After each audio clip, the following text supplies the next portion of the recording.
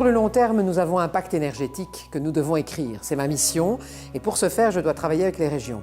D'abord, on doit essayer de réfléchir ensemble puisque les moyens de production d'électricité sont centralisés sur le territoire, donc régionalisés, et trouver le meilleur moyen de prévoir une transition énergétique après 2025 où normalement nous n'aurions plus du tout de nucléaire. Donc nous devons faire un nouveau mix énergétique à écrire ensemble, qui soit visionnaire pour les années à venir, au-delà de 2025, et dans lequel les énergies renouvelables prendraient une grande part. Le renouvelable doit prendre une place de plus en plus importante. C'est un secteur d'avenir parce que c'est une énergie propre. Néanmoins, elle est intermittente, donc elle n'est pas continue.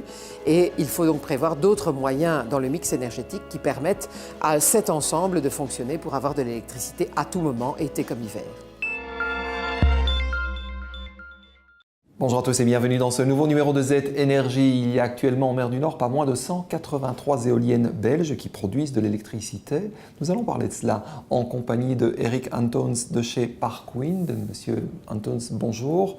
Alors c'est vrai que l'éolienne offshore, on a l'impression qu'avec une éolienne, on a tout fait. Quand on a installé l'éolienne, tout est déjà réalisé. Mais ça ne suffit pas évidemment. Évidemment non. Après la construction des éoliennes, il faut les raccorder. Elles sont raccordées à une station haute tension offshore. Et puis la station offshore elle-même, elle évacue la puissance produite par les turbines à travers un câble sous-marin qui est connecté au réseau terrestre sur Terre. Alors on parle souvent d'une vingtaine d'années d'exploitation, c'est ça? Et j'imagine que cette vingtaine d'années, il faut prévoir de la maintenance, il faut prévoir de l'entretien durant toute cette période.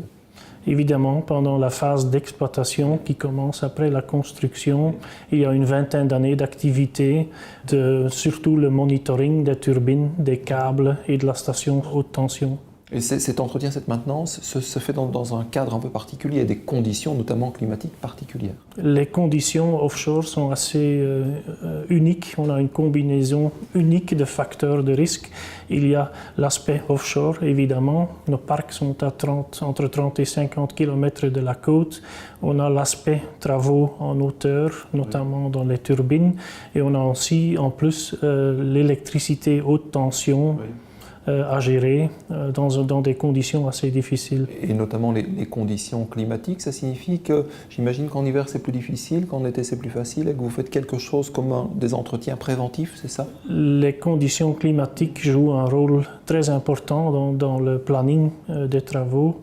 Et évidemment, on profite de l'été pour faire un maximum d'entretien pour que les machines soient tip-top avant l'hiver. À quelles entreprises particulièrement fait-on appel? Est-ce qu'on fait appel à des entreprises belges pour réaliser cette maintenance?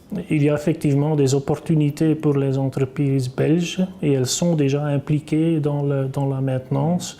Notamment, par exemple, on fait appel à des sociétés belges pour l'entretien électrique de la sous-station, mais aussi pour la logistique et les inspections sous-marins des turbines et des câbles. Mais il n'y a pas que les secteurs durs, disons, qui peuvent participer. Secteur soft plutôt, c'est ça? Il y a aussi le secteur IT, par exemple, qui fournit des solutions de soutien du maintenance offshore. Les sociétés qui sont impliquées dans ces travaux de maintenance sont bien des sociétés belges, je vous posais la question à l'instant, mais est-ce que vous avez aussi des exemples concrets et une expérience vécue? Un exemple concret, par exemple, c'est la société qui s'occupe de la maintenance des turbines, qui a créé une base de maintenance où il y a entre 50 et 60 emplois. En plus, ce sont des emplois permanents pour la durée de l'exploitation et des emplois hautement qualifiés. D'accord, merci beaucoup pour ces éclairages. On comprend un peu mieux comment ça fonctionne. Merci Monsieur Antons pour ces explications. Merci à vous de nous avoir suivis. Je vous propose maintenant de jeter un œil sur les bourses énergétiques belges et européennes en compagnie de nos partenaires Wingas et Energy Market Price.